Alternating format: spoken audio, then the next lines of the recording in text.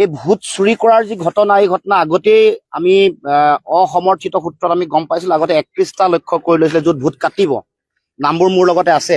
এতিয়া 60টালৈ এক্সটেণ্ড কৰিছে দিলীপ শইকীয়া ডাঙৰীয়া, তেওঁলোকৰ যি আনুষ্ঠানিক তেওঁলোকৰ দলৰ যি সভা আছে।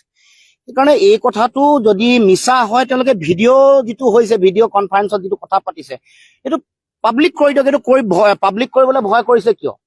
আগতে 31টা সমষ্টিত ভোট তেওঁলোকৰ কটাৰ লক্ষ্য আছিলে, তালিকাসহ আছে মোৰ লগত, মই তালিকাখন দি দিব পাৰোঁ। এতিয়া 60টালৈ এক্সটেণ্ড কৰিছে। সংখ্যাও নিৰ্ধাৰণ কৰি দিছিলে, সেই সময়ত আছে 10,000, ন্যূনতম 10,000 সেই 31টা। হয়তো এতিয়া সেই 60টালৈ যেতিয়া এক্সটেণ্ড কৰিছে, তেতিয়া 5ৰ পৰা 10,000। গতিকে এইটো তেওঁলোকৰ অন্তৰ্নিহিত লক্ষ্য। আৰু এটা হাউচ নাম্বাৰত বেলেগৰ পৰা, বাহিৰৰ পৰা মানুহ আহি 20 গৰাকী 30 গৰাকী মানুহৰ নাম সোমোৱা কথাটো গুৱাহাটীতে প্ৰমাণ হৈ গৈছে।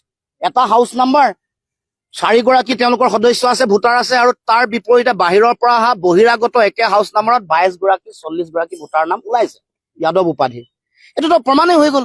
গতিকে যিটো কাম, বেআইনী কাম দিলীপ শইকীয়াই কৰিছে, তেওঁক তাৎক্ষণিকভাৱে কৰায়ত্ব কৰিব লাগে, এইটো আমি দাবী উত্থাপন কৰিছো। আৰু এইটো যদি তেওঁলোকে যিটো কথা কৈ আছে, তেওঁলোকৰ ভিডিঅ' কনফাৰেন্সিং ৰাজহুৱা কৰিবৰ কাৰণে অসমৰ মুখ্যমন্ত্ৰীৰ সৎসাহস নাই কিয়?